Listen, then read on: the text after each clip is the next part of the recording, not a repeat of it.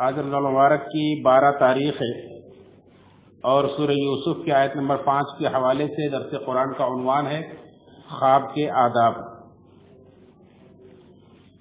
اللہ رب العالمین نے حضرت یعقوب علیہ السلام کا قول نقل کرتے فرمایا کہ یعقوب علیہ السلام نے کہا، اے میرے پیارے بیٹے، اپنے خواب کو اپنے بھائیوں سے مت بتانا ورنہ وہ تمہارے خلاف چال چلیں گے۔ بے شک شیطان انسان کا کھلم کھلا دشمن۔ دراصل یوسف علیہ السلام نے بچپن میں جو خواب دیکھا تھا کہ 11 ستارے اور سورج اور چاند انہیں سجدہ کر رہے ہیں، جس کی تعبیر 40 سال بعد یا بعض مفسرین کے مطابق 80 سال کے بعد مصر کے اندر جب وہ تخت پر بیٹھے اور ان کے بھائیوں نے، ان کے والدین انہیں سجدہ کیا تعظیم کا، تو اس وقت ظاہر ہوا، اس کی تعبیر پوری ہوئی۔ اسی خواب کا تذکرہ ہے جو یوسف علیہ السلام نے اپنے ابا سے بتایا کہ ابا میں نے ایسا ایسا خواب دیکھا ہے۔ تو والد نے کہا کہ دیکھو اپنے خواب کو اپنے بھائیوں سے مت بتانا ورنہ وہ تمہارے خلاف چال چلیں گے، کیونکہ اس کے اندر خواب کے بہت سارے آداب ہم کو بتلائے گئے ہیں۔ کیونکہ باپ اور بھائی دونوں ایک جیسے نہیں ہو سکتے۔ ایک باپ یہ چاہتا ہے کہ میرا بیٹا میرے سے زیادہ ترقی کر جائے، لیکن بھائی کبھی کبھی حسد کر جاتے ہیں۔ کہتے ہیں لوگ کہ نہ بھائی سے بڑا کوئی دوست اور نہ بھائی سے بڑا کوئی دشمن۔ اگر بھائی دوستی پہ آئے تو موسیٰ علیہ السلام کی طرح اپنے بھائی کے لیے اللہ سے نبوت بھی مانگ لے، اور اگر بھائی دشمنی پر آئے، حسد کرنے لگے تو جان بھی لے لیتا ہے، جیسے کہ آدم علیہ السلام کے ایک بیٹے قابل نے اپنے بھائی حابیل کی جان لے لی۔ تو دونوں مثالیں موجود ہیں، اور جبکہ بھائی سوتیلے ہوں تو اور زیادہ خطرہ رہتا ہے۔ یوسف علیہ السلام کے 10 بھائی دوسری ماں سے تھے، سوتیلے تھے، اور ان کے باپ جانتے تھے کس طرح کا معاملہ ان کا بھائی کے ساتھ ہے، کہ اگرچہ ان کے بھائی نیک تھے، اچھے باپ کے بیٹے تھے، لیکن صرف اس بنا پر حسد کرتے تھے کہ باپ انہیں ان کی طرف توجہ زیادہ کیوں دیتے، ہمیں ہماری طرف توجہ کیوں کم دیتے۔ اپنے باپ کی توجہ پانے کے لیے انہوں نے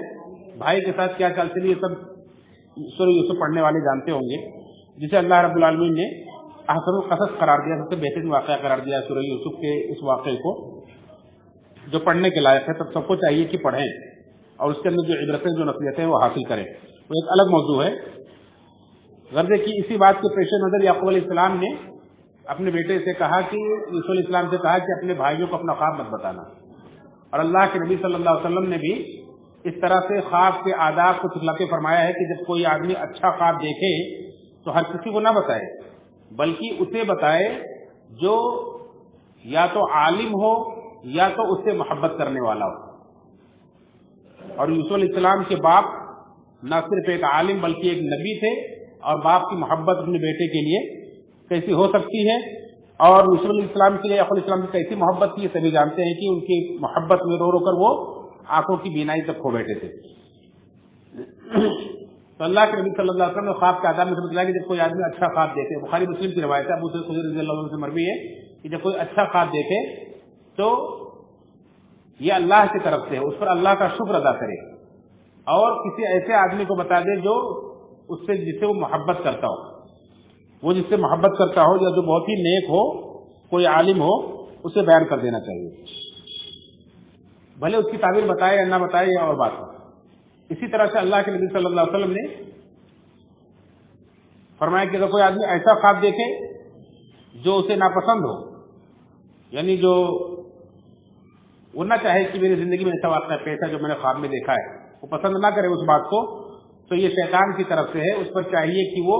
اپنے کروٹ کو بدل لے، جس کروٹ پر سویا تھا اس کروٹ کو بدل لے، اور بائیں طرف 3 بار تھکا دے اور شیطان سے اللہ کی پناہ مانگے، یعنی اعوذ باللہ من الشیطان الرجیم پڑھ لے،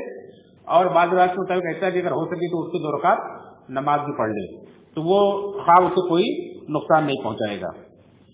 اسی طرح سے اللہ نے فرمایا کہ جب تک خواب کی تعبیر نہ پوچھ لی جائے تب تک وہ خواب پرندے کے پیر پر ہوتا ہے، یعنی وہ واقعی بھی ہو سکتا ہے، نہیں بھی ہو سکتا ہے، اس کی کوئی حیثیت نہیں ہے، لیکن جب خواب کی تعبیر پوچھ لی جاتی ہے اور تعبیر جب بتا دی جاتی ہے تو واقع ہو کر رہتا ہے۔ اس لیے آدمی کو چاہیے کہ برا خواب کسی کو نہ بتائے اور اچھا خواب کسی کو بتا دے۔ اور خواب کی تعبیر کے تعلق سے بھی ہر کسی کے پاس اس کا علم نہیں ہوتا ہے، یہ بہت کم لوگوں کو خواب کی تعبیر کا علم ہوتا ہے، اور اس کے لیے بھی علماء نے کچھ اصول بتلائے ہیں، لیکن سب سے بہترین اصول سب سے بہترین مطلب یہی ہے کہ آپ کسی اپنے اچھے جاننے والے کو خواب کو بتلا دیں اور اس پر اللہ کی تعریف کریں، اللہ کا شکر کریں، یہ کافی ہے آپ کے لیے۔ اگر برا خواب دیکھیں تو کسی کو نہ بتائیں، اس سے شیطان سے پناہ مانگیں اور بائیں تک کلمہ چھپا لیں، یہ آپ کے لیے کافی ہے۔ اسی طرح سے خواب کے تعلق سے اللہ کے نبی صلی اللہ علیہ وسلم کا فرمان یہ ہے کہ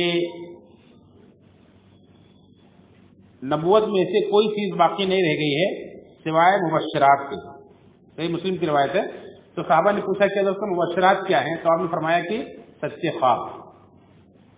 مومن کے خواب جو سچے ہوتے ہیں یہ گویا کہ نبوت کا ایک حصہ ہے، بلکہ روایت میں نبوت کا 46واں حصہ ہے، اور اس سے کوئی دین کا کوئی مسئلہ کوئی نہیں بنا سکتا ہے، کوئی مسئلہ نہیں پیدا کر سکتا ہے کہ کسی کو کسی کام کا حکم دے، کسی کام سے منع کرے۔ یہ صرف بشارت کے کام آ سکتے ہیں کہ مستقبل میں آنے والے کسی واقعے کے تعلق سے اللہ تعالیٰ کسی سچے مومن کو کوئی خواب دکھا دے کہ ایسا ہونے والا ہے، تو یہ ایک خوشخبری کے طور پر دنیا کے اندر باقی رہ گیا، جو اللہ کی طرف سے اس طرح سے ہوتے رہتا ہے۔ بہت سارے سچے خواب انسان دیکھ ہی لیتا ہے، اور علماء نے بتایا کہ اس کے تعلق سے جو انسان جتنا زیادہ سچا ہوگا اس کا خواب بھی سچا ہوگا، اور یہ دو چیزوں پر معمول ہے۔ اگر انسان چاہتا ہے اس کا خواب سچا ہو تو وہ حلال کھائے اور سچ بولے تو اس کا خواب سچا ہوتا ہے، اور اگر کوئی آدمی لگاتار برے خواب دیکھتا ہے، غلط خواب دیکھتا ہے، ڈراؤنے خواب دیکھتا ہے، تو اسے چاہیے کہ وہ اپنی اصلاح کر لے، اپنے کھانے پینے کو حلال کر لے، اپنی زبان کی اصلاح کر لے، سچ بولے اور ایمان کی طرف پلٹے، تاکہ اس طرح کے خواب سے وہ اپنے آپ کو بچا سکے۔ یہ خواب کے چند آداب تھے